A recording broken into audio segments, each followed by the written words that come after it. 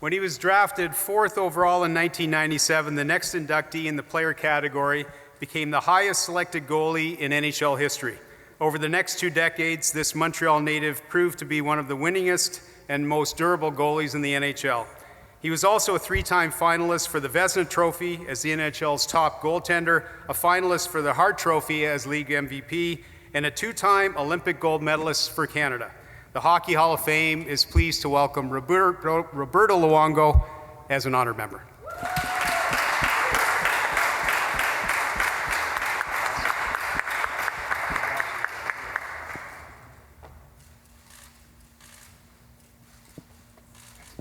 Roberto, congratulations. You put up terrific numbers, of course, in Florida, over 11 seasons there. But I think most hockey fans, especially in this country, are going to remember you for your time, your 8 seasons in Vancouver, including the gold medal goalie of record at the Olympics in 2010. The Hall of Fame doesn't make you choose which team you want to represent when you go in, but I'm going to put you on the spot. And don't worry, Mr. Viola, Bill Zito's not, no, this isn't going to leave the room. Which team would you choose if you had to? Team Canada. Oh. You talked about how the best part of this weekend and learning that you're going to the Hall of Fame is doing it with your longtime teammate, the Sedins.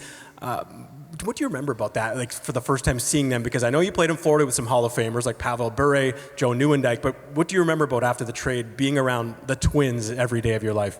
Well, the first thing I remember is trying to figure out which one was which for the first month or so. But after I figured it out, I mean, it was just pretty much amazement every time, mostly in practice, just seeing them do their thing and know where each other were on the ice at all times without even looking at each other. I mean, that was something that I never quite understood. But and most of all, I think the thing for me is just the people that they are and the great teammates, and not only at the rink but away from the rink. So great human beings. Coming up at the Legends Classic on Sunday, I'm hearing that you're going to be playing defense. You played over 1,100 games as a goalie, so is that just now your right to never have to strap on the pads again? Yeah, I haven't put the pads on since I retired, so I'm getting a little bit the itch, but I'm a little bit worried because of my groins and hips. But I'm actually going to be playing forward. I don't know why they said defense. I was a little bit upset when I heard that, so I went to see the coach.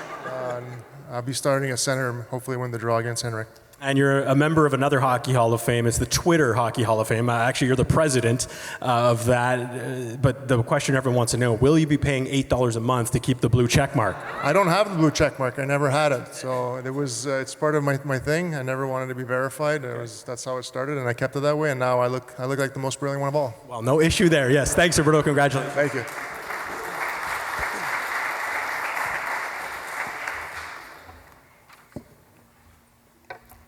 Playing his entire 18-year NHL career with the Vancouver Canucks, the 4th inductee in the player category is also part of the only brother duo in league history with 1,000 points each.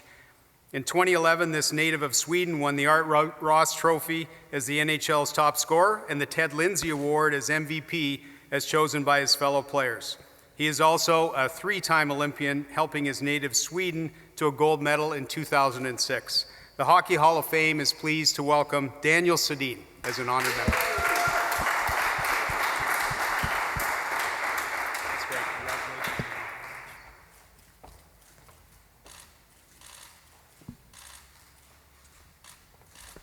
Daniel, congratulations. I know you had so many career highlights, but I have to think that Italy in 2006 is near the top of the list, or maybe at the top of the list.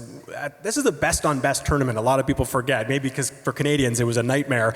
But what was so special about that for you, for your teammates, and for just your country to win gold in 2006?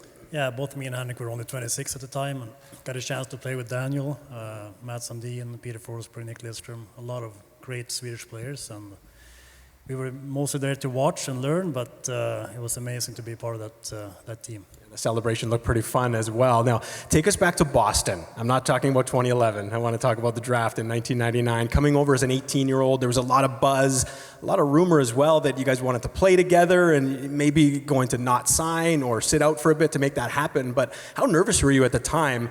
And would you ever, both of you, were you willing to maybe separate at all, or was that never going to happen?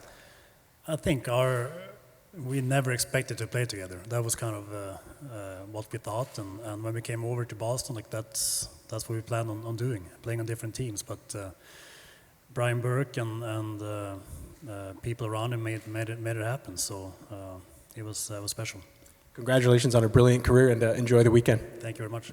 I was actually at work, so I actually thought somebody had told me that the calls usually come in around noon. So by 1:30, I was on my third scotch, so I didn't think I was going in. But finally, when they did call 2 o'clock, obviously I was a little bit surprised, but humbled and obviously really happy. And first person I called when I got off the phone was my wife, and I let her know the good news. And they were ecstatic, as well as my whole family. Yeah, I was back in Sweden. I was actually in the bathroom when they called. Okay, too much information. I know the feeling. But yeah, obviously a big honor. You hear your name being mentioned the weeks before, but you never expect that call to happen. And they told me not to call Henrik, so I stayed away for 10 minutes, and then he called me back. So it was special.